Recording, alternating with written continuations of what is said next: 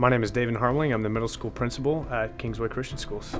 For any of our students, as they graduate from middle school and head on to high school, and one of our desires is that they are respectful and responsible in the sense that academically they know how to prepare themselves to be successful, relationally with other students, just having their awareness of what other students are going through and what it means to be a true friend. And there's a lot of biblical qualities that we want them all to embrace, mainly centered around how to treat other people. So we really want our students to be kind and loving to others. So when the high school teachers receive these incoming freshmen, hopefully they're equipped and prepared for the challenges of high school and ultimately beyond that as well.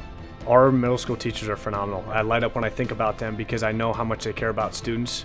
I see it on a daily basis. One thing that's really neat at Kingsway that I love with our staff is if a student is off or going through a hard time, they really key in on that, and we start a discussion amongst the staff and myself as far as, hey, what's going on, what do they need, what are they going through, and how can we partner with them and their families. And knowing the 6th, 7th, and 8th grade teachers like I do, and knowing them so well, I can say with no reservations whatsoever that they genuinely care so much about each student that walks through that door. So I think that experience of having a team of teachers that really are more concerned with your heart than anything else and helping you navigate those challenging years of becoming a young adult, it's invaluable, and I don't think it's matched anywhere else. It's something that everyone that's here experiences, and it just means a lot to me to know that our teachers truly care about that, and they're always willing to give up their own time to make sure the needs of each student are met, and it's pretty powerful. So when I think about the middle school, one of the first things that comes to mind is just a family environment. There's 200 of us here every day that care about each other. We know each other well, and it's just fun to go through a year knowing who everyone is. I would say Christ-centered, our staff loves the Lord, and that bleeds out in so many different ways throughout the day for our students.